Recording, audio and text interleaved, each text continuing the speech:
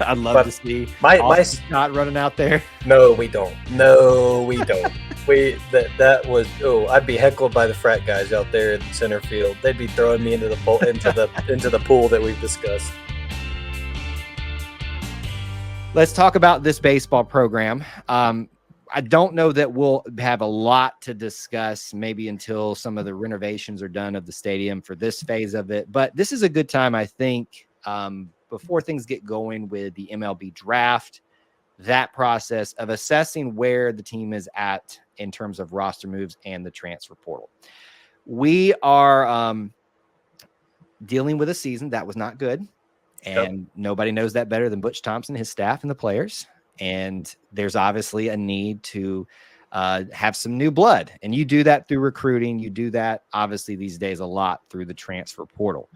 So let's talk about a few of those.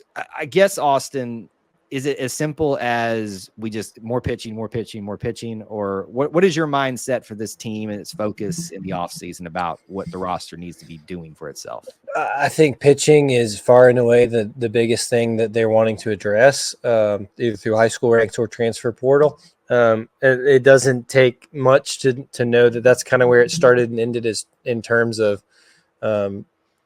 where games were won and lost. Mm-hmm. Not every game, but certainly most of them, and that doesn't take a lot to see. But I mean, I think too they're also addressing, and we'll get into it a little bit in the X's and O's, that they're addressing the position players on what they hope to have certain lineups look like next year, and be able to capitalize on their strengths that they know they have, and insert people where they think that maybe they can emphasize on that. So, but I mean, I think it starts and ends with pitching. That's been the biggest complaint for most throughout this past season.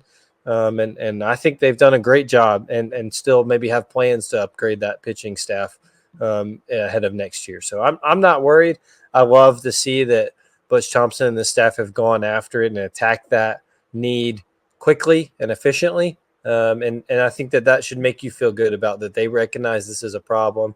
This is where things kind of went wrong, and shocker, they see that better than any of the others of us. Yeah, it's like fans scream, the pitching's so bad. It was like, don't you think they see that better? What do you want them to do? Throw them in the Red Barn Lake? I mean, come on.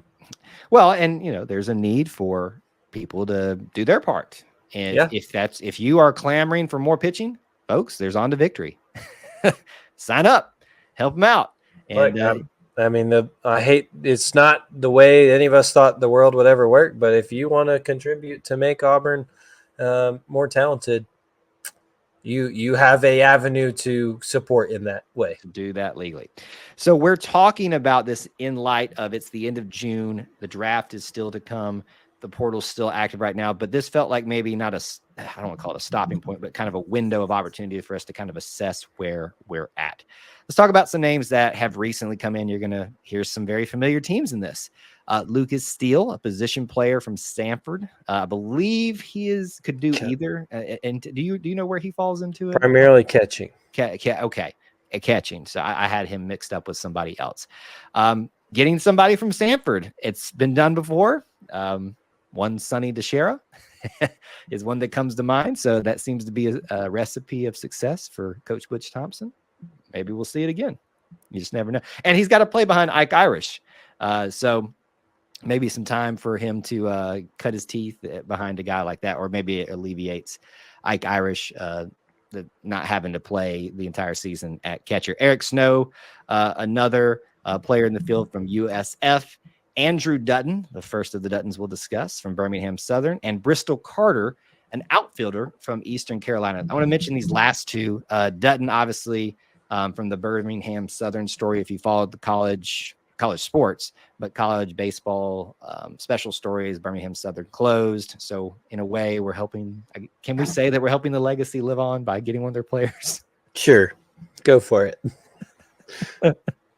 But the one that seemed to get a lot of news and a lot of clamor this week was Bristol Carter coming in as an outfielder from East Carolina. I think a lot of people are excited about him. I think this is off of the heels of the announcement that Chris Stanfield will be leaving and went to a rival, to LSU. So that center field spot has been opened up. Now Cade Ballou is still here, so that there's probably your option there, but somebody's got to compete and win the spot out. So is that what you see? Is this almost an opportunity for a replacement of Chris Stanfield? Yeah, I think, I'm not totally sure that everyone is pegged certainly into the center field, left field, right field spots. I think you've got an outfield, right? I think these are all athletic guys. You mentioned Bristol Carter. He's just to finish his freshman year. And as did Cade Ballou. And so both young guys that are both very athletic, I think they can fit anywhere. We didn't talk about it with Lucas Steele, but I just get the feeling that with Ike Irish had to play in right field or when he had to catch, obviously more energies being or what's the word? Thank you. You just said expelled. Yes, expended. And his best trait and best way to help Auburn is at the plate. I really think they want him to DH. That's just totally my opinion. No one has told me that. And I think that's just how he can best serve Auburn. So I think Lucas Steele might be there to take the catching spot. And I think they'd like to get Ike Irish out of the outfield. So whether Carter's in center, left or right, whether in Blue's in center, left or right, or however it shakes out, I think that is definitely a way to help them do that and tinker with that lineup and see what works best. But Bristol Carter looks like a fantastic addition for Auburn and coming off a team that hosted a regional. Mm-hmm. So that addresses some players out there in the field, some needs there. Again, we're not done with the transfer portal and stuff like that in terms of, we don't know if Auburn's completely done themselves, but the cycle still continues on. This addresses some of the departures in the transfer portal, like Chris Stanfield, Ty Malden, Gavin Miller, Caleb Freeman, and I'm sure there's still some technically spots that need to be filled there. Pitching that has been brought in. We addressed the need for pitching. Right. Sam Dutton from LSU. So we traded, I guess, players. If you want to look at it, it feels like the old Bo Nix and Robbie Ashford switch, maybe. Not to say that one got the better deal there. But I'm not implying that. I know some people are reading that into it. I'm just saying that I have no comment at this time. That you've misbehaved enough this episode. So you just sit right there and you take a sip of your drink and you be quiet. What did we get from South Carolina for Robbie Ashford going to South Carolina? I don't know. Doesn't seem like much, but cock-a-doodle-doo. All right. Ryan Hetzler, pitcher from Cal Baptist, and Mason Cock from Creighton. I want to say Caton when I see it, but it's Creighton. I think when you talked about with the position players, the fielders, Bristol Carter got the news this week. Mason from Creighton, obviously, I think got a lot of people excited as maybe one of those pitchers that we can look forward to next year. Yeah, and Mason's a relief pitcher, I believe, correct? Yes. Yeah, yes. That's how I understood it. And that's the thing, too, is everybody says that these guys are going to fit into one role. Folks, Joseph Gonzalez was a starter for the last several years, even during his injury, and had to go to the bullpen this year. So you just never know. You never know. And these guys, baseball is, and I know they don't compete year-round, but it's a year-round sport. And so we never know what these guys are going to be looking to do. But I think Mason was one of the highly regarded transfers out there. And I think is expected to come in and help significantly. So I think, if it were me, there was still a position of need for that guy who can be a starter. You can never have enough starting pitching. You can never have enough pitching in general, especially in the SEC. A guy that can maybe be a weekend starter for you is still something that maybe can be looked at. I hate to even bring it up like this, but those guys can be expensive. And so I think that is probably what maybe Auburn's looking at in the rest. I do want to caution, you kind of brought it up on is Auburn done in transfer and recruiting? Remember how many guys last year Auburn had committed in the transfer portal, and it looked like they were going to be significant additions, and then they get drafted. Yep. And then they have a decision to make. And nothing's binding about these commitments, right? Like nothing is as in legally or as in pen to paper. Like these guys can drop out of school if they get drafted. And I don't even remember his name, but he was that shortstop everyone was excited about last year, and he gets drafted suddenly in the 10th round by the Boston Red Sox. It's like, do you blame him? And so no. I don't think Auburn's in any jeopardy with these guys that they have so far, but also we don't know. Right. And so if these guys are eligible to be drafted, they certainly can.